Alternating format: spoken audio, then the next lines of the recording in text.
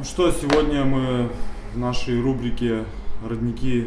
Родниковый край» встречаемся с удмуртским нашим краеведом Александром Кондратьевым.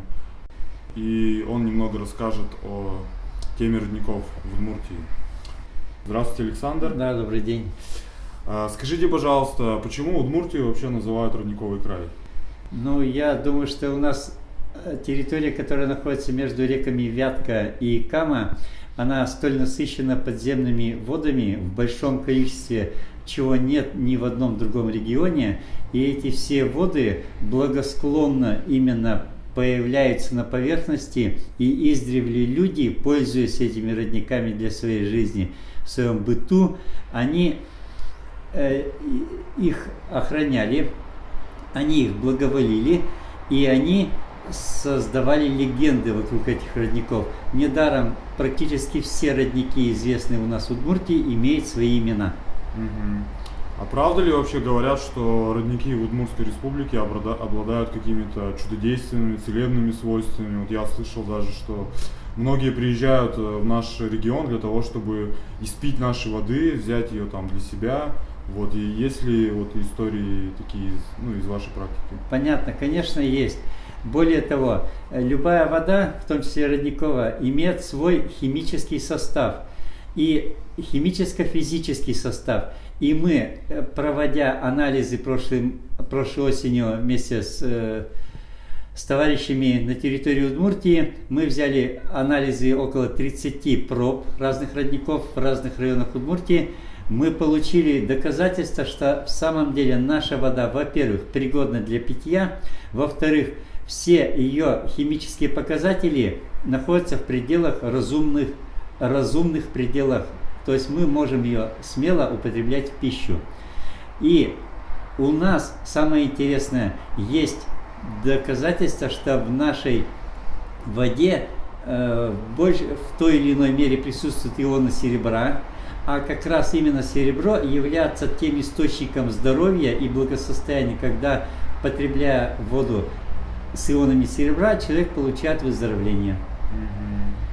И, конечно, здесь, я считаю, много имеет место вера в то, что ты чистые ваши помыслы, когда ты именно оберегая родник, именно оберегая природу вокруг родника и почитая людей, которые живут в этом месте, ты именно принимаешь ту самую целебную силу, которая есть в этом месте.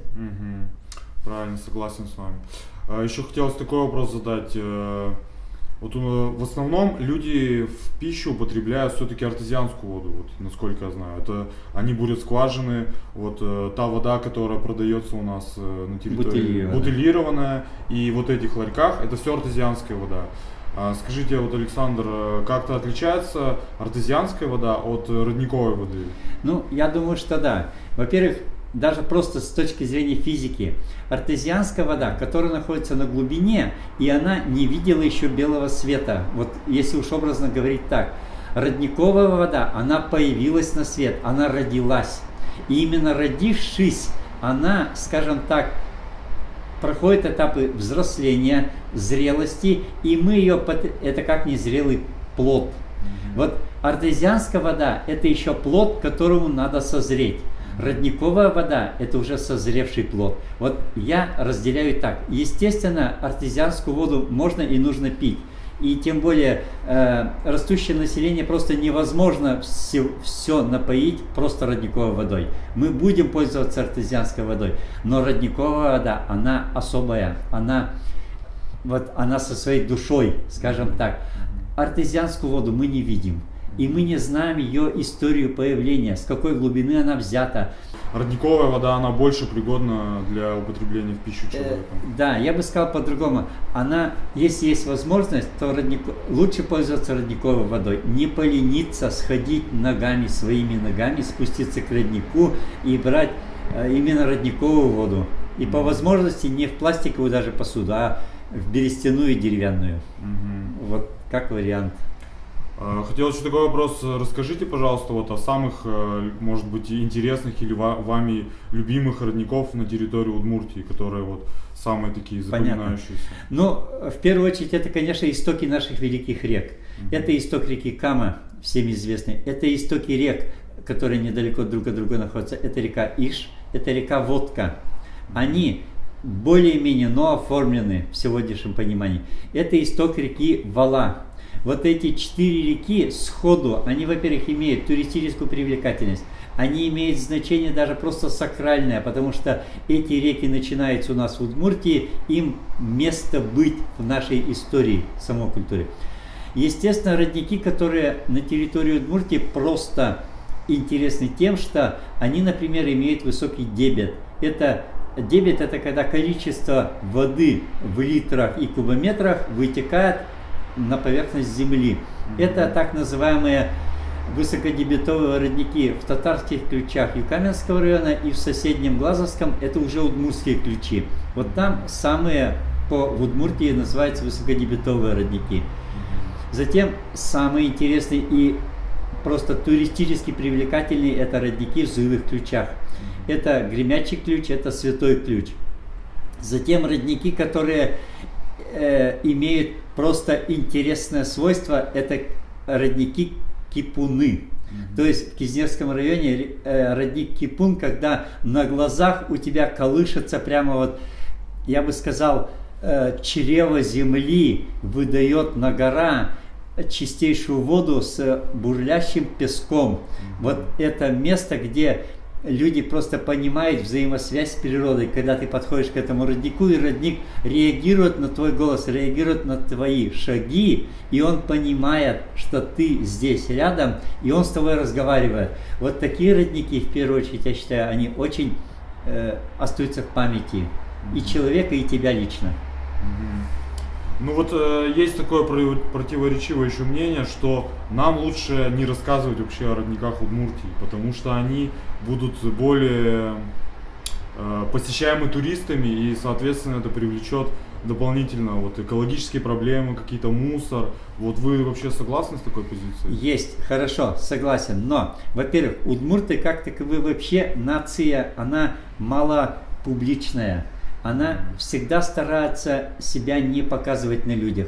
Точно так же происходит с родниками Удмуртии. То есть они есть, они известны, но о них местные жители не стараются хорошо много говорить. Тем не менее, в пределах разумного, вот тут надо очень аккуратно, конечно, проходить. Эти родники имеют право быть посещаемыми, о них надо говорить, о них надо рассказывать и снимать фильмы. И, естественно, вести себя на территории этих родников и пользоваться этой водой. Прямо надо быть вот наедине с природой и вести себя культура поведения человека с этими родниками. Ну, я считаю так, если ты привел группу туристов на это место, то ты полностью отвечаешь за и родник, которому ты привел, и за людей, которые посетили это место. То есть, естественно, на первом месте у меня очень уважительное, в хорошем смысле, уважительное отношение к природе и к тому месту, которое мы посетили. Мы в ответе за тех, кого воспитали, кого приручили. Вот здесь точно так же. А как вы считаете, каким нужно методом воздействовать на граждан, жителей, может быть, или гостей вообще, чтобы повысилась как-то вот экологическая культура и вот обращение вот все-таки, ну уже сейчас говорю не только про родники, а вообще к природе. Понятно. Ну, здесь в том числе, конечно, и законодательные акты какие-то нам могут помочь. В частности, что когда ты видишь в прямом смысле свалки, которые расположены среди полей, лугов и рек, и эти свалки находятся на территории какого-то муниципального образования, то в прямом смысле обращаться уже в местным властям, которые бы у них есть все рычаги воздействия, чтобы эти свалки не только убрать, но и предотвратить их появление в будущем. То есть вот это административный метод, скажем так.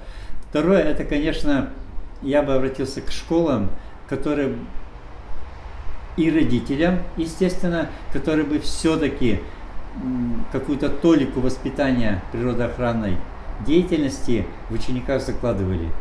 И, естественно, уже к взрослому населению, когда мы, принимая активное участие в отдыхе на природе, тем не менее оставались людьми и убирали за собой все то, что мы принесли с собой. Весь мусор принесли, с собой все это взяли. Мы все на машинах, мы это возможно все увезти с собой. Пожалуйста, вот примерно так. Да, но, к сожалению, ситуация сейчас такая, что очень много мест туристических, где места отдыха наших жителей, они очень такие в плачевном состоянии бывают. Ну да, я бы хотел сказать еще о том, что наша работа по родникам только начинается, и впереди вот мы сейчас готовимся к вот этому к летнему сезону, когда мы будем очень активно там выезжать в экспедиции, вообще изучать эти родники, смотреть. Также у нас запланирован конкурс на описание родников в деревнях, поэтому работа очень большая, продуктивная, я надеюсь, будет. Вот. И спасибо Александру за то, чем он занимается. Я всегда слежу за вашими выездами, вот, читаю ваши отчеты и вообще очень рад знакомству и рад, что такие люди у нас есть в республике. Спасибо. Хорошо, до свидания. Спасибо.